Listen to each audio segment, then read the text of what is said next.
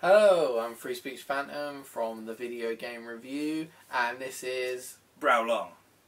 Bruce Browlong. Bruce Browlong. From thevideogamereview.com, and today we're going to be reviewing Borderlands 2.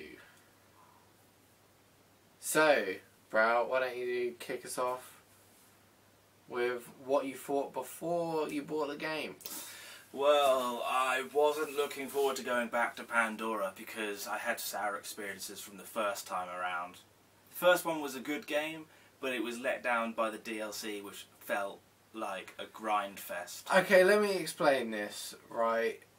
Brow was not looking forward to getting Borderlands 2 because me and Brow and the rest of our friends that we played Borderlands with had a really fun time. But then the DLC came out and Brow started to hate the game. Yeah. Okay, so he wasn't looking forward to this, but we convinced him as always to get it because, you know, I was pretty sure that it was going to be good, and it was. And there's nothing to do until the Wii U comes out. Okay, yeah, fine. And, yeah, so, you know, he was sceptical coming into it, but the game was getting good reviews from other sources and stuff, so he was kind of warming up to it.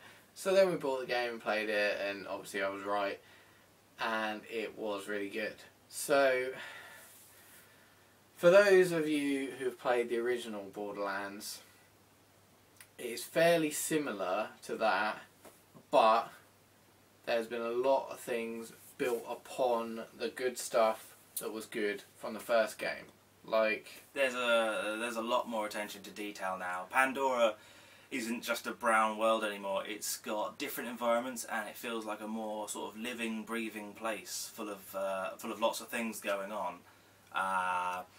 It's really well scripted, from character names to just the dialogue and the conversations. It's a lot more humour in it.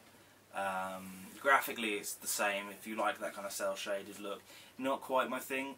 When I saw the original Borderlands, before it became the cel-shaded, I was really excited, and then they changed it to a cartoony feel, which I'd normally like, but okay, it let just it go. didn't feel right. Let it go. What he's talking about is cel-shaded. a teaser trailer that was released before the original Borderlands came out, and it looked like Borderlands, the first game, was going to be like really sort of realistic humanoid sort of graphics. It would look like Rage.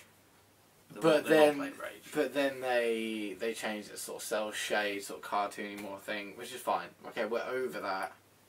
We're over that. Okay, and yes. Anyway, Borderlands 2. Yeah, Pandora is a different place now. There's a lot of different environments. So it's sort of like an Arctic environment. You know, the normal desert, etc., etc. Different environments. You can find it out for yourself. But yeah, they've really built on the good stuff from the first game. Like, there's a lot more, well, I can't really say there's a lot more gun variation, because, I mean, there is, but in the first game they boasted sort of like a bazillion guns anyway, so... And now there's a gajillion. And now there's a gajillion, so but we never saw all the bazillion to start off with, so they could be lying, we don't know. Yeah, I mean, but yeah, one thing that they've obviously built on, as I was saying, from the first game, is there's a bazillion or a gajillion grenades now, and so obviously long grenades, people, explosives, that kind of thing. And there's a lot more focus on elemental weaponry. Yeah, that's a fair point. You know, sort of like certain enemies are susceptible to certain elements, that kind of thing. So you want to have certain guns with certain elements, and you know, other guns with other elements. And the dismemberment, to take down certain enemies, you have to dismember their legs or whatever with the correct gun type to make it more effective. So that adds a new sort of strategy to the multiplayer or the single player. Just strategy to the battling, really.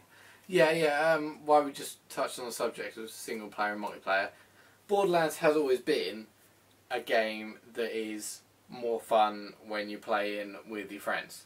Sort of like 4-player, co-op, that kind of thing. So, and this carries it on in true tradition.